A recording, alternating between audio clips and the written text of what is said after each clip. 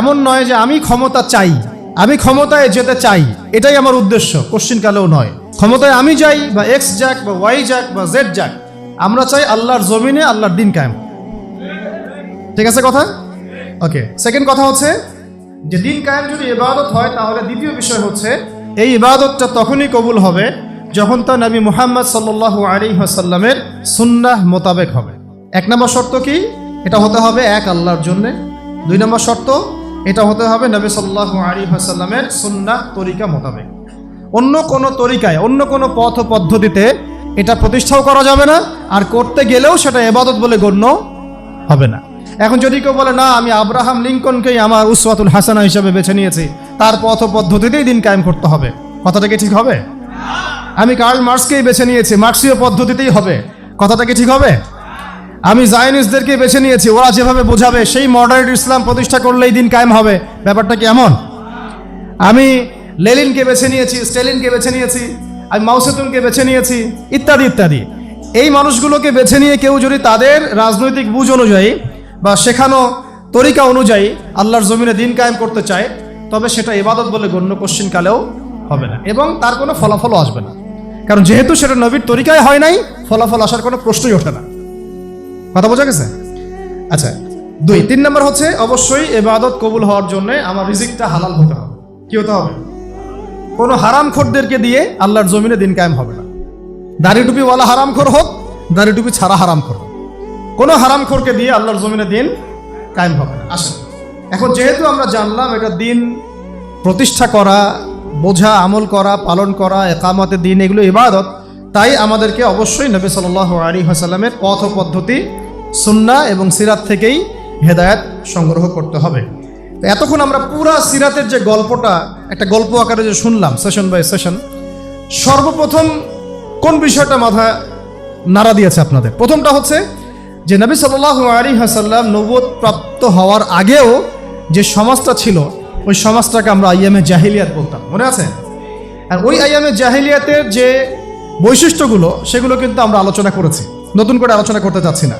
তাহলে বুঝতে পারলাম ওই জাহিলিয়াতগুলো এখনও সমাজে বিদ্যমান আছে, সেগুলো এখনও পুরোপুরি তো দূর হোক, অনেক দূরের কথা, বরং ওই জাহিলিয়াতগুলো আগের চাইতেও ভয়ঙ্কর রূপে ফিরে এসেছে। ঠিক আছে? আগে তো জাহিলিয়াত একটা সীমিত পরিসরে ছিল, এখন সেটা একটা বিস্তৃত পরিসরে আমরা দেশে, জেলায়, গ্রামে, গঞ্জে, আঞ্চলিকভাবে, বৈশ্বিকভাবে প্রত্যেকটা জায়গায় সেই জাহিলিয়াতগুলোকে আমরা আবার আগের রূপে ফিরতে দেখেছি এবং দেখছি। তাই জাহিলিয়াতগুলোকে সবার আগে আইডেন্টিফাই করা হচ্ছে আমার দিন কায়েমের প্রথম পদক্ষেপ। এক নাম্বার, দিন কায়েম করার প্রথম পদক্ষেপ হচ্ছে আমাকে সিরাতের আলোকে ওই আইয়ামে জাহিলিয়াত এবং বর্তমান দেশ এবং বিশ্বকে মেলাতে হবে। ওই জাহিলিয়াতগুলো এখনো বিরাজমান আছে কিনা এটা আমাকে আগে আইডেন্টিফাই করতে হবে। আমি যদি আইডেন্টিফাই করতে না পারি, ব্যর্থ হই, তাহলে সমাধান খুঁজে পাওয়ার প্রশ্নই ওঠে না। আফসোসের ব্যাপার হচ্ছে আমরা অনেকে এখনো সেটা আইডেন্টিফাই করতে পারি না। আমরা যে এখনো জাহালাতের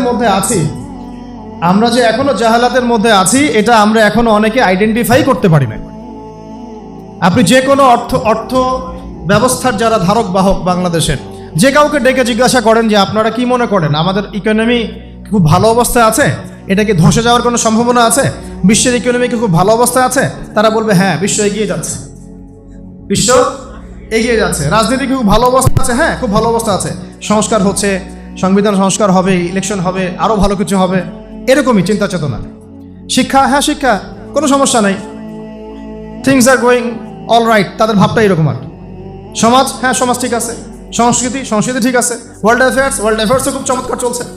তাদের চোখে, তাদের দৃষ্টিতে এই বিশ্ব, দেশ, রাষ্ট্র সব সুন্দর চলছে, কোনো সমস্যা নাই। আর তাদের দৃষ্টিটা হচ্ছে এই বাহ্যিক দৃষ্টি। তারা যদিও কেমব্রিজ, অক্সফোর্ড, হার্ভার্ড থেকে পড়ে এসেছেন, ঢাকা বিশ্ববিদ্যালয়ে ফারাগ হয়েছেন, তবুও তারা বাইরের চোখ দিয়ে দেখেন, ভিতরের চোখ তাদের অন্ধ। আর যদি তারা ভিতরের চোখ দিয়ে দেখতে পারতেন, তাহলে বুঝতেন যে আসলে কোনো সেক্টরই ঠিক নাই। না আমার ব্যক্তি জীবন ঠিক আছে, আর না শিক্ষা, আর না সংস্কৃতি, আর না অর্থনীতি, আর না ব্যবসা বাণিজ্য, আর না আমার রাষ্ট্র, আর না রাষ্ট্রের সংবিধান আর আইন কানুন, কোনো কিছুই ঠিক নাই। প্রত্যেকটা বিষয়ই আইয়ামে জাহিলিয়াতের সেই বিষ বাষ্পের মধ্যেই ঘোরাফেরা করছে, ঘুরপাক খাচ্ছে, এবং বিশ্বের অবস্থা এর চেয়ে অনেক বেশি করুণ। আমরা শুধুমাত্র রাষ্ট্র নিয়ে কথা বলছি, কিন্তু বিশ্বের অবস্থা কিন্তু এর চেয়েও আরও অনেক ভয়ঙ্কর।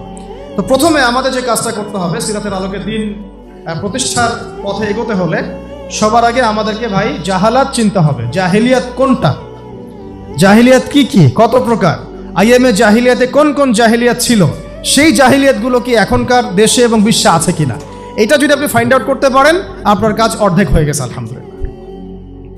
এটা ফাইন্ড আউট করতে না পারলে জনবল, সমাজ, রাষ্ট্র, ক্ষমতা, হ্যাঁ আপনার এই যে শোডাউন, আইওয়াস, অর্থ ব্যবস্থা, টাকা পয়সা, এগুলো দিয়ে কিচ্ছু করতে পারবেন না। আগে আপনাকে সমস্যা চিহ্নিত করতে হবে, সমস্যাগুলো কোন কোন জায়গায়। আসলেই কি রাসূল সাল্লাল্লাহু আলাইহি ওয়াসাল্লামের সেই মানে আইয়ামে জাহিলিয়াত যেটাকে আমরা বলছি, তিনি আসার আগের কথা বলছি, ওই জাহালাতগুলো কি এখনও বর্তমান বিশ্বে আছে কিনা, এটা আইডেন্টিফাই করাটা হচ্ছে আমাদের প্রথম চ্যালেঞ্জ এবং প্রথম কাজ। আল্লাহ পাক আমাদেরকে করার তৌফিক দান করেন। দ্বিতীয় বিষয়টা হচ্ছে, খেয়াল করে দেখুন সিরাতের আলোকে, যখন এটা স্পষ্ট হয়ে গেছে যে একটা সমাজ জাহেলি, একটা সমাজ অন্ধকারাচ্ছন্ন, তখন আল্লাহ রাব্বুল আলামিন সেই সমাজটাকে সংস্কার করার জন্যে তার পক্ষ থেকে একজন রাসূল পাঠিয়েছেন। অ্যাজ এ টিচার একজন রাসূল পাঠিয়েছেন এবং তার কাছে আল্লাহ রাব্বুল আলামিন আল্লাহর পক্ষ থেকে তার কিতাব কোরআন এবং সুন্নাহ নাজিল করেছেন।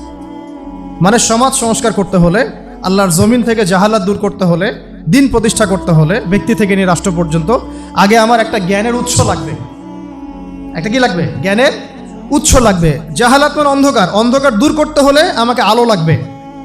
আর এই আলো আমার নিজের বুদ্ধি থেকে, আমার হৃদয় থেকে, আমার বিজ্ঞান থেকে, আমার দর্শন থেকে এটা আবিষ্কৃত হবে না। এই আলো আসবে আল্লাহর পক্ষ থেকে। এই আলো কার পক্ষ থেকে আসবে? আল্লাহর পক্ষ থেকে আসা সেই আলোকে আমরা দুই ভাগে ভাগ করতে পারি। একে তো আমাদের নবী সাল্লাল্লাহু আলাইহি ওয়াসাল্লাম নিজেই সেই আলো, সুবহানাল্লাহ, এবং তার উপরে এসেছে আল্লাহ পাকের পক্ষ থেকে আল কোরআনুল কারীম এবং নবীর সুন্নাহ।